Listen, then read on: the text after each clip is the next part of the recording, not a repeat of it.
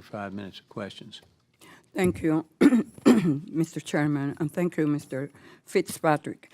The administration's budget proposes to eliminate funding for 15 of the 16 counseling and training programs.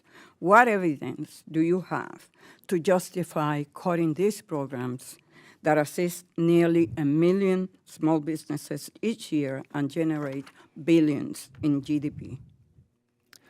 Madam Ranking Member, thank you for the question. We fully support the President's budget, and the President's willing to make the hard decisions when we have $40 trillion in debt and we have challenges economically and globally. That wasn't a problem or a concern when you passed and Republican passed the big ugly bill. Was that an issue about not tell us what is the rationale for the administration to cut all those programs? Madam Ranking Member, the administration has to make priorities. We can't fund everything, and by our estimates, the resource partners are funding cutting taxes for the billionaires in this country. The resource partners have experienced significant delays in reimbursement. For example, SCORE did not receive full funding for more than a year, resulting in a 70% reduction in staff and significant cutbacks to services provided to small businesses.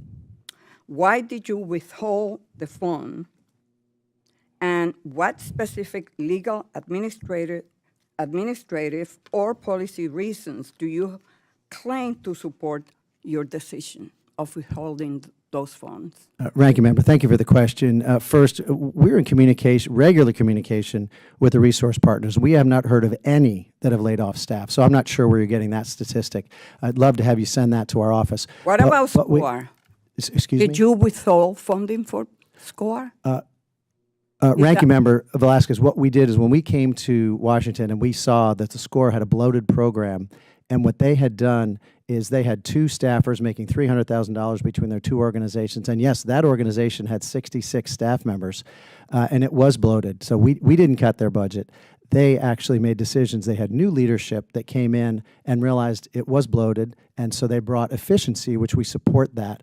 But what they also realized, and what we've heard around the country, is that, yes, there are many fine SCORE mentors who are really helping a lot of entrepreneurs tremendously, but there are also many who are frankly wasting the time of some entrepreneurs. Did you withhold money for other programs, for other counseling programs? Did you? Ranking Member Velazquez, we paused payments as we were upgrading the system that was broken. And you paused? We paused all payments. With total disregard. All payments, yes. All total disregard as to the impact that pausing those fundings will have on those partners, resource partners. That is how much you care about assisting small businesses. Did OMB ask you to delay the disbursement of those funds?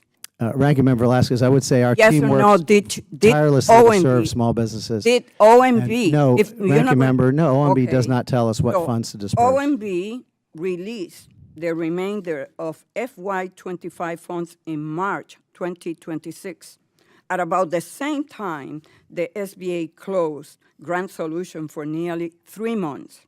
Given the backlog in reimbursement, why didn't OED process some of the payments before shutting down funding? Was that a coincidence?